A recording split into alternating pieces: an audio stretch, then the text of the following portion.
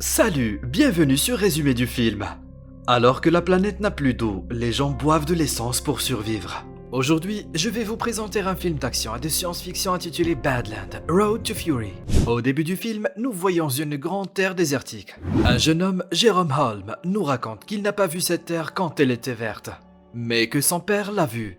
Il y a quelques années, il abritait plusieurs agriculteurs qui y cultivaient du blé et des céréales. Cependant, après la sécheresse qui a frappé la terre, pas une seule plante n'a pu pousser. La plupart des agriculteurs ont quitté l'endroit, mais le père de Jérôme, Ernest, espérait que la terre reviendrait verte. Il croit toujours qu'elle a juste besoin d'un peu d'eau. Mais dans ce monde, les gens s'entretuent pour de l'eau. Dans la première scène, on voit deux agresseurs qui tentent de s'introduire dans une petite cabane. Ernest les prend par surprise et tue l'un d'entre eux. L'autre agresseur tente de le convaincre d'épargner sa vie, mais Ernest le tue lorsqu'il sort discrètement son arme. Son fils, Jérôme, insiste sur le fait qu'il aurait pu l'aider. La cabane dans laquelle les agresseurs voulaient s'introduire a une vieille pompe à eau qui ne fonctionne plus quand Ernest tente de l'utiliser. N'ayant plus d'eau, le père et le fils se rendent avec une mule chez les vendeurs d'eau, et qui extrait de l'eau de puits profonde grâce à un accord gouvernemental. Ernest échange des provisions avec ces gens contre de l'eau. Depuis des années, il essaie de les convaincre de lui fournir de l'eau pour cultiver une petite partie de ses terres. Malheureusement, les vendeurs lui demandent une somme d'argent qu'il ne peut pas se permettre en échange. Sur le chemin du retour, leur mule tombe et se casse une jambe. Ernest abat l'animal à contre-cœur. En rentrant chez eux, la sœur de Jérôme, Marie, leur sert de la nourriture en sachet. En raison du manque d'eau, nous voyons Marie nettoyer la vaisselle avec du sable. Le lendemain, Jérôme et Ernest se rendent à la salle d'enchères de Sam Lever afin d'obtenir quelque chose pour remplacer la mule qui est morte. Là, une machine robotique de transport appelée Simuli Shadow attire leur attention. Ernest remporte l'enchère contre un homme nommé Flem Lever, qui se trouve être aussi le fils de Sam. Flem a une liaison avec Marie, inconnue d'Ernest et Jérôme.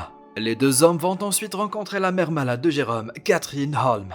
Elle vit dans un hôpital voisin où elle peut marcher tout en étant reliée à un support adapté. Comme le support est trop cher, ils ne peuvent pas le ramener à la maison.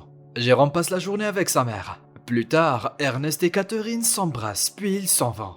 Sur le chemin du retour, Ernest et Jérôme s'arrêtent dans une station-service. On voit Ernest prendre une gorgée d'essence après avoir fait le plein de son véhicule. Les deux hommes rencontrent un couple avec un jeune bébé qui demande de l'eau. Le père Robbie veut vendre le bébé parce qu'ils n'ont pas les moyens de s'en occuper. Mais Ernest le déconseille de le vendre et lui dit qu'il les aidera pour l'eau. Robbie est au courant de la relation entre Flem et Marie et tente de mettre Ernest en garde.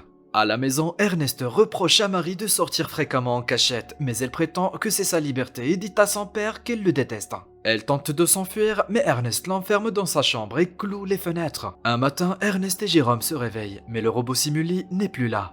Quelqu'un l'a volé. Ernest suppose qu'il s'agit de Flem et se rend chez lui, mais Sam lui apprend qu'il est parti le matin même en montagne avec un camion. Ernest part alors à sa recherche auprès des vendeurs d'eau, mais ceux-ci l'assomment. Quand il reprend conscience, il fait déjà nuit. Les vendeurs l'accusent d'avoir volé leurs provisions. Ernest insiste sur le fait qu'il ne les a pas volées. Mais leur chef, Caleb, l'attaque. Ils se battent pendant un moment, mais Ernest parvient à mettre la main sur son fusil et à s'enfuir. Sur le chemin du retour, il découvre Flem endormi sur la route avec Simulite à ses côtés. C'est donc clair qu'il avait volé la machine et les provisions des vendeurs. Ernest pointe le fusil sur lui, le prend en otage puis l'attache à la machine. Il veut ramener Flem chez les vendeurs pour prouver son innocence. En chemin, Flem fait des commentaires sur Marie, ce qui met Ernest en colère. Après avoir marché pendant un certain temps, les deux commencent à avoir soif. Flem persuade Ernest d'utiliser l'eau de la réserve des vendeurs d'eau. Ils s'assoient alors pour boire de l'eau et discuter. Flem tente de convaincre Ernest de le laisser partir et ils pourront partager l'argent. Mais Ernest tient absolument à le faire arrêter. Ernest est faible et boiteux, il ne peut clairement pas marcher 1 kilomètre de plus jusqu'au vendeur d'eau. Flem le sait, alors il frappe Ernest avec une pierre, lui faisant se taper la tête contre les rochers. Sa tête se met à beaucoup saigner et il perd connaissance. Ernest se réveille et voit qu'il est attaché à la place de Flem. Flem verse de l'eau dans la bouche d'Ernest, qui crie de douleur. Plus tard, on voit Flem arriver chez Ernest avec sa moto pour venir chercher Marie. Elle court joyeusement vers lui. Ernest n'est toujours pas rentré, alors Jérôme part à sa recherche. Il trouve la machine seule sur le chemin. Lorsqu'il atteint les vendeurs, ceux-ci l'informent de la mort d'Ernest. Il suppose que c'est la machine qui l'a tué. Dans la scène suivante, on voit tout le monde pleurer la mort d'Ernest lors de son enterrement. Plus tard, Catherine et les enfants pleurent sur son lit d'hôpital. Quand ils sortent, Flem les prend dans son camion.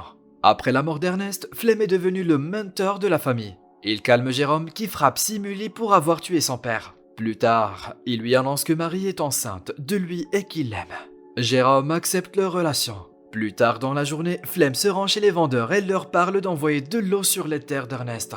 Caleb rit sur son idée, puis se met sur la défensive lorsque Flem le rend responsable de la mort d'Ernest. Flem lui montre aussi un couteau avec le nom de Caleb qui a été trouvé avec le corps d'Ernest. Craignant d'être accusé, Caleb accepte d'envoyer de l'eau vers leur champ. Tout le monde est heureux lorsque le champ reçoit sa première goutte d'eau. Flem travaille jour et nuit pour faire pousser du blé qui arrivera quelques mois plus tard à maturité. Flem se marie avec Marie et vit actuellement chez Ernest avec Jérôme et Marie. Un jour, son père, Sam, accompagné de quelques hommes de la banque, s'approche de leur maison, menaçant de prendre leurs terres à cause de la dette d'Ernest. La dette étant trop lourde pour Flem, il prend le robot avec lui et rend visite à son ami Robbie le soir même. Il sait que Robbie a l'intention de vendre son enfant, alors il le persuade de l'accompagner, juste pour voir combien vaut un bébé. Cependant, lorsqu'ils y arrivent, Robbie se rend compte que Flem a secrètement passé un accord avec les gens pour vendre son bébé. Les gens essaient d'emmener le bébé, Robbie résiste, mais Flem l'abat d'une balle dans le ventre. Cela provoque une fusillade avec les dealers et Flem s'enfuit avec l'argent. Cependant, la machine Simuli reçoit des balles et est endommagée. Cela active le mode automatique de la machine, ce qui l'a fait retourner chez son fabricant Calvin Oiman.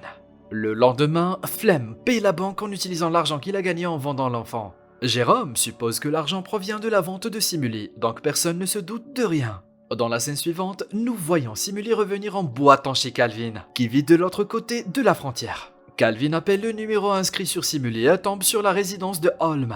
Il parle à Jérôme de la machine qui est revenue, ce qui choque Jérôme, car Flem lui avait dit qu'il l'avait vendue à Robbie. Jérôme demande à Flem si Robbie a uniquement vendu quelques parties de Simuli qui auraient pu revenir au fabricant. Mais Flem s'énerve et ignore la question. Il leur dit ensuite qu'il doit voir sa mère le soir même, mais qu'il prévoit plutôt de traverser la frontière pour rencontrer Calvin, le fabricant de Simuli. Plus tard, il atteint la frontière, mais le garde l'arrête parce qu'il est trop jeune pour la traverser. Une fille nommée Anna l'interpelle et lui dit qu'elle connaît un moyen pour qu'il puisse passer de l'autre côté. En échange d'argent, elle le met dans un véhicule avec des poulets et l'envoie. Ils se retrouvent de l'autre côté et se séparent. Jérôme va ensuite à la rencontre de Calvin. Là, Calvin lui montre toutes les fonctions du robot. Il montre également que les yeux du robot sont des caméras qui ont été conçues pour enregistrer les pentes en vue de la réforestation. La caméra a capturé tout ce que le robot a vu. Jérôme passe les enregistrements et des moments qu'il a passés avec Ernest. En parcourant les enregistrements, il est horrifié de voir que c'est Flem qui a tué Ernest. Ce jour-là, après qu'Ernest ait repris connaissance, Flem l'a attaché au robot et l'a envoyé vers le vendeur d'eau. La machine avait traîné Ernest, toujours vivant jusqu'à ce qu'il meure. À la fin de la vidéo, Jérôme ne peut pas retenir ses larmes. Le soir, il rentre chez lui, mais ne dit pas ce qu'il a découvert à Flem. Un jour, Flem et Jérôme chassent le cerf, après quoi Jérôme garde le fusil avec lui, le cachant sous son lit pour l'avenir. Au petit déjeuner, Jérôme raconte à Flem que Robbie l'a appelé. Flem est surprise et accuse Jérôme de mentir, car il sait que Robbie est déjà mort. Plus tard, Flem reçoit une lettre écrite par Jérôme sous le nom de Robbie. La lettre demande à Flem de venir rencontrer Robbie à l'endroit même où il a tué Ernest. Il est troublé par cette situation, mais il décide de découvrir si Robbie est toujours en vie. Plus tard dans la nuit, Flem dit à Marie, enceinte, qu'il doit sortir pour vendre quelque chose. Marie lui souhaite une bonne chance et lui demande de revenir bientôt. Quand Flem arrive à l'endroit, il appelle Robbie. Alors qu'il marche, il tombe dans une fosse et se casse les jambes. Il est allongé dedans, appelant à l'aide quand Jérôme apparaît devant lui. Le voyant là, Flem pousse un soupir de soulagement et lui demande de l'aide. Cependant, Jérôme se tient en haut avec une pierre dans sa main. Flem réalise qu'il sait tout ce qui s'est passé et s'excuse auprès de lui, prétendant que ce n'était qu'un accident. Il le supplie d'épargner sa vie pour Marie et leur enfant, mais Jérôme ne l'écoute pas. Il pointe le fusil sur Flem et le tue. 2 jours se sont écoulés depuis l'événement. Marie s'inquiète pour son mari, mais Jérôme lui demande d'attendre encore un peu. Il a décidé de ne rien dire à Marie sur la mort d'Ernest et de Flem. Marie suggère qu'ils ramènent leur mère à la maison, car ils ont maintenant l'argent nécessaire pour s'offrir le support dont elle a besoin. Le film se termine quand Jérôme efface toute la mémoire vidéo de Simuli. Ce sera tout pour aujourd'hui. Dites-nous dans les commentaires ce que vous pensez de ce film. Abonnez-vous à notre chaîne pour voir plus de vidéos comme celle-ci. Merci d'avoir regardé.